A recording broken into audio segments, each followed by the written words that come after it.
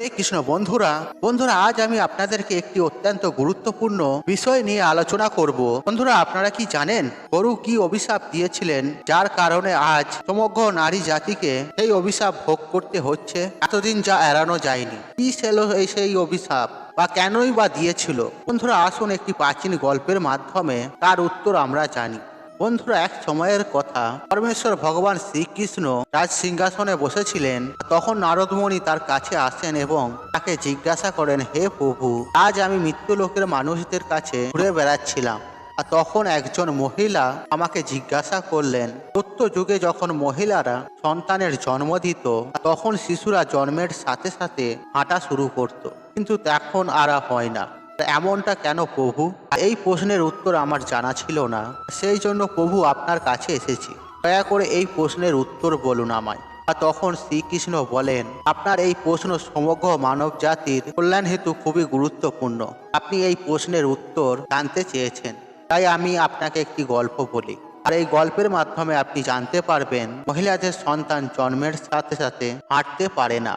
আর তখন নারদমণি বলেন, হে প্রভু, আমি এই গল্পটি সম্পূর্ণ শুনবো, দয়া করে গল্পটি বলুন। বন্ধুরা আপনিও যদি প্রশ্নের উত্তরটি জানতে চান তাহলে ভিডিওটি শেষ পর্যন্ত দেখুন, এবং ভিডিওটি দেখে উপকৃত হলে ভিডিওতে একটি লাইক করে কমেন্টে জয় শ্রীকৃষ্ণ লিখে কমেন্ট অবশ্যই করবেন, এবং ভিডিওটি যতটা পারবেন বন্ধু বান্ধব আত্মীয়জনদের সাথে শেয়ার অবশ্যই করবেন, তাতে এইরূপ ভিডিও পেয়ে তারাও উপকৃত হন এবং আপনাকে ধন্যবাদ জানান।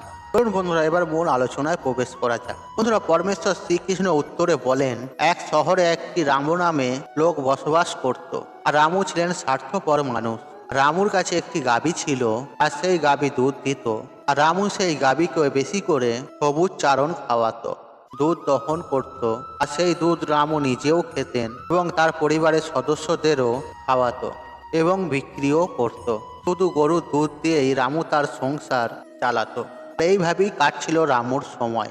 আর কিছুদিন পর একটা সময় এলো যখন গাভী দুধ দেওয়া বন্ধ করলো। আর গাভীটি দুধ দেওয়ার বন্ধ করার সাথে সাথে রামু তাকে খাওয়ানো বন্ধ করে দেয়। এমন একটি দিন আসে যখন রামু গরুটিকে অনেক পিটিয়ে বাড়ি থেকে নিয়ে যায় এবং এবং জঙ্গলে ছেড়ে দিয়ে আসে। তখন সেই গরু একা হয়ে গেল। বেচারা বনে একা একা এদিক সেদিক ঘুরে বেড়ায়।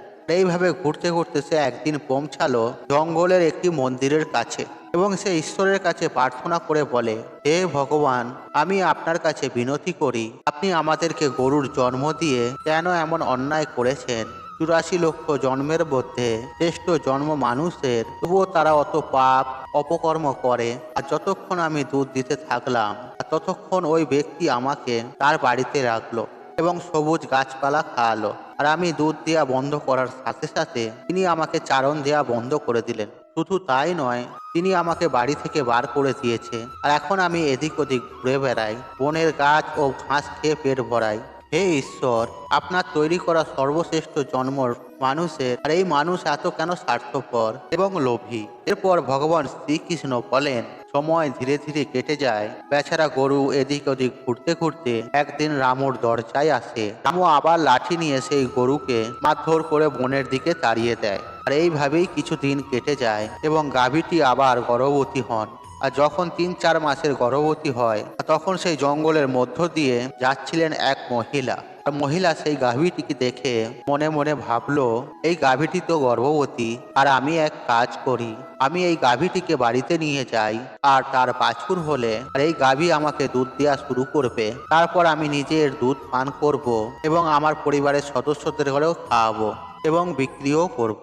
আর এই বলে মহিলা তার স্বামীকে ডাকতে গেল সেই গরুটিকে ধরার জন্য। সে যখন তার স্বামীকে নিয়ে এসে সেখানে উপস্থিত হন, আর ততক্ষণ ওই গরুটি সেখান থেকে চলে যায়। আর দেখতে দেখতে আরো সময় কেটে গেল। তখন সেই গাভী প্রসবের সময় ঘনিয়ে এলো, আর তখন সে বনের নির্জন স্থানে নিয়ে বাছুর প্রসব করলো। আর প্রসবের কিছু সময় পর সেই মহিলা ঘাস কাটতে একই বনে গিয়েছিল। আর সে দূর থেকে দেখতে পেল একটি গাভী তার বাচ্চা প্রসব করেছে। তখন ভদ্র মহিলা তার কাছে গিয়ে আর গরুটির দিকে মনোযোগ দিয়ে দেখলো। বলল, আরে সেই গাভীটা, আর ইতিমধ্যে বাছুর প্রসব করেছে। আর মহিলাটি মনে মনে ভাবলো, এখন আমি অবশ্যই এই গরুটিকে ধরে আমি আমার বাড়িতে নিয়ে যাব। আর মহিলাটি যখন এই কথা ভাবছিল, আর তখন সেই মুহূর্তে গরুটি বলল, বোন, আজ আমাদের একটি উপকার করো। আমার সন্তানের সবে জন্ম হয়েছে, আর সে হাঁটতেও পারে না। তুমি যদি তুলে তাকে আমার কাঁধে রাখো, আর আমি আমার সন্তানকে নিয়ে নিরাপদ স্থানে চলে যাব। কারণ আমার সন্তান 8 মাস পর হাঁটতে পারবে। এরপর পরমেশ্বর ভগবান শ্রীকৃষ্ণ বললেন, নারদ মুনিকে বলেন, মহর্ষি নারদ, আগে এমনটা ছিল না। বাছুর জন্মের 8 মাস পর নিজের পায়ে হাঁটতে সক্ষম হতো। আর তখন নারদ মুনি বললেন, হে প্রভু, তারপর কি হলো আপনি বলুন। তখন পরমেশ্বর শ্রীকৃষ্ণ বললেন, গাভীর এই কথা শোনার মাত্রই সেই মহিলা উচ্চস্বরে হাসতে লাগলো এবং বললেন, তোমার সন্তান নোংরা হয়ে পড়ে আছে, আর কেন আমি তোমার সন্তানকে তুলে তোমার কাঁধে রাখবো, আর আমি কেন তোমার ওপর দয়া করব। আর এই বলে সে মহিলা আর গরুটিকে নিয়ে মজা করতে করতে সেখান থেকে চলে যায়। আর সেই সময় গরুটি ছিল নিরুপায়, আর সে তার সন্তানকে তুলতে পারেনি। তাই সেই মুহূর্তে গরুটি অনেক দুঃখ পেয়ে তাকে অভিশাপ দেয়। আর অভিশাপ দিতে গিয়ে বলল, আজ যাও, এখন তোমাদের সন্তান জন্মের পরেই হাঁটা শুরু করে, কিন্তু আজ আমি তোমাদেরকে অভিশাপ দিচ্ছি, আর এবার থেকে তোমাদের সন্তান জন্মের 10 মাস পরেই নিজের পায়ে হাঁটতে পারবে। আর আমার সন্তান আজ হাঁটতে পারছে না, আজকের পর জন্মের সাথে সাথে সে তার পায়ে হাঁটতে পারবে। আর এরপর পরমেশ্বর শ্রীকৃষ্ণ বলেন, হে নারদমণি, গরুর এই অভিশাপের কারণে আজ মহিলাদের সন্তান জন্মের সাথে সাথে তাদের পায়ে হাঁটতে পারে না। আর সত্য যুগেই সুখদেব জন্মের পরেই নিজের পায়ে হাঁটা শুরু করেছিলেন, আর বেদব্যাসও জন্মের পরেই নিজের পায়ে হাঁটা শুরু করেছিল। আর এটা ছিল সত্য যুগের কথা, কিন্তু কলিযুগে তা হয় না। আর কলিযুগে জন্মের পর শিশুরা নিজের পায়ে হাঁটতে কমপক্ষে 9 মাস থেকে 10 মাস সময় লাগে। আর এর কারণ হলো গরু সমগ্র স্ত্রী জাতিকে অভিশাপ দিয়েছিল। আর সেই দিন থেকে সমস্ত মহিলার সন্তান জন্মের সাথে সাথে হাঁটতে পারার প্রক্রিয়া থেমে যায়।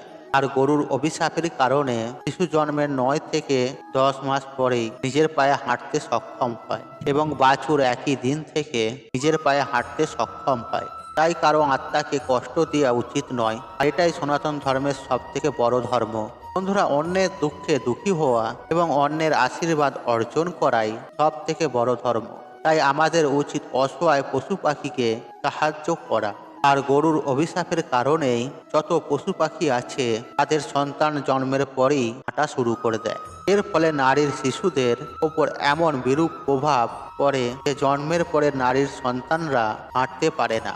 আর একজন নারীর ভুলের কারণে সমগ্র নারী জাতি এখন সেই অভিশাপের ফল ভোগ করছেন। তাই বন্ধুরা, কখনোই পশু পাখিকে আঘাত করা উচিত নয়, বিশেষ করে তো গোমাতাকে। কেননা গোমাতার মধ্যে 33 কোটি দেবদেবীর বসবাস থাকে। তাই আপনার বাড়িতে যদি গোমাতা বা গাভী আসে, তাকে কিছু চারা খাওয়াবেন এবং তাকে জল পান করাবেন, কিন্তু তাকে তাড়িয়ে দেবেন না, এবং কি কোনো পশু পাখিকেও আঘাত করবেন না। বন্ধুরা, এই তথ্যটি আপনাদের কেমন লেগেছে তা কমেন্টে অবশ্যই জানান। আর একই সঙ্গে কমেন্টে লিখুন, জয় শ্রীকৃষ্ণ, রাধে রাধে। বন্ধুরা, আশা করছি এই ভিডিওটি আপনাদের ভালো লেগেছে। তাহলে ভিডিওতে একটি লাইক করুন, একটি কমেন্ট করুন, শেয়ার করুন, এবং বন্ধু বান্ধব আত্মীয়জনদের সাথে শেয়ার অবশ্যই করুন। মনে রাখবেন, আপনার একটি শেয়ার অনেক মানুষকে উপকৃত করে তুলতে পারে। আর আপনি যদি আমার চ্যানেল নতুন হয়ে থাকেন, তাহলে চ্যানেলটি অবশ্যই সাবস্ক্রাইব করুন এবং পাশে থাকা নোটিফিকেশন অন রাখুন। কারণ নিত্য নতুন ভিডিও সবার আগে দেখার জন্য ঈশ্বর আপনার মঙ্গল করুক। আপনি সুস্থ থাকুন, নিরোগ থাকুন, আপনার দিন মঙ্গলময় হোক। হরে কৃষ্ণ কৃষ্ণ কৃষ্ণ হরে হরে, রাধে গোবিন্দ, রাধে রাধে।